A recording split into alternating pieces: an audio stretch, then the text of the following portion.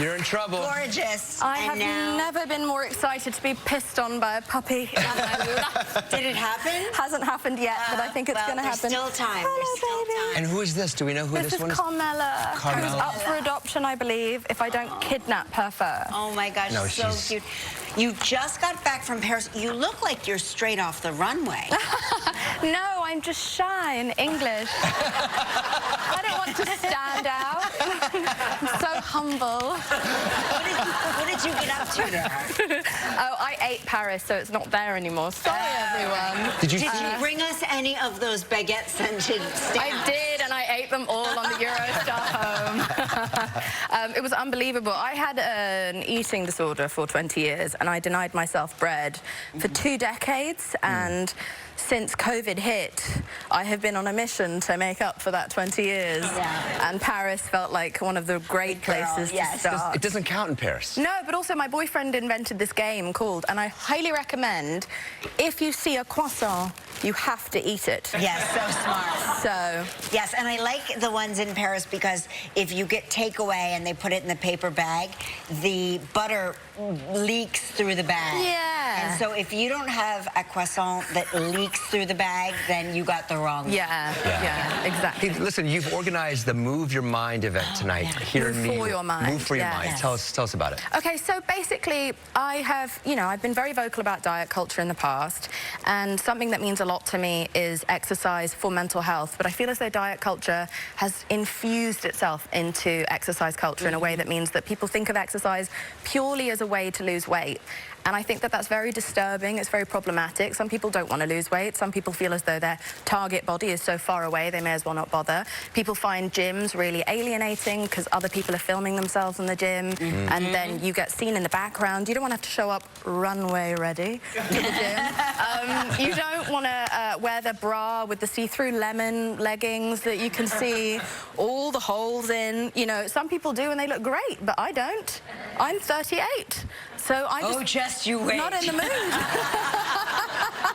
But I just think that it's become a really alienating culture that's all about elitism and fitness. Yeah. And rather than all of the endorphins, the way that you sleep better, the way that you feel more in control of your life, and it's so vital. And there are so many ways we can exercise that aren't about fitness, that aren't about aesthetic. And I would like to try to reintroduce that to our generation. I think it's such a smart movement that you've started.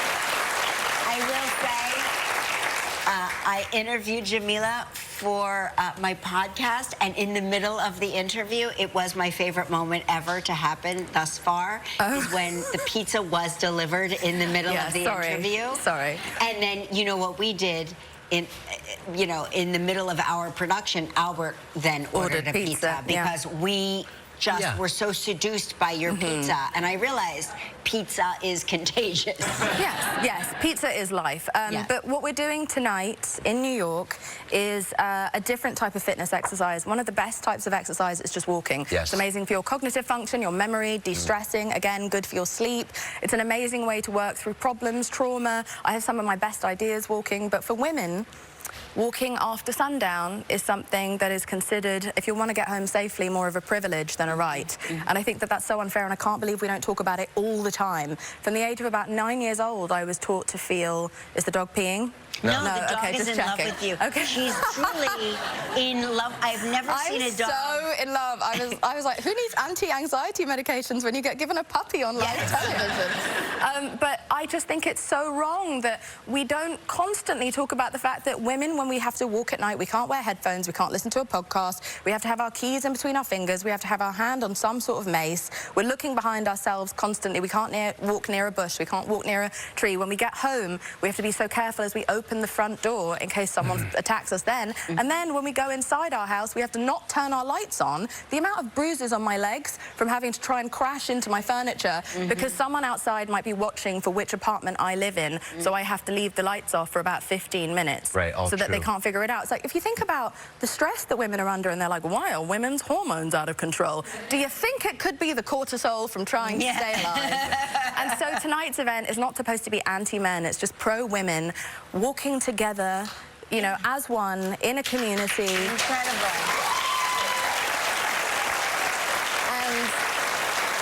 And what's really cool is that we had Evie Pomporis, who's a former member of the Secret Service, who's an expert in self-defense, an expert in safety, and she's coming to give us, you know, a reality check on what it's like for us, and also to give us some tips of how to physically save ourselves if in danger. So now we're going to be like hyped up and jacked up, and then we're going to go for a big walk together at night. This is exciting. Yeah, I think you're going to have your hands full for the walk. Thanks, Jameela. If you're in the New York City area today and you want tickets to tonight's Move for Your Mind event, go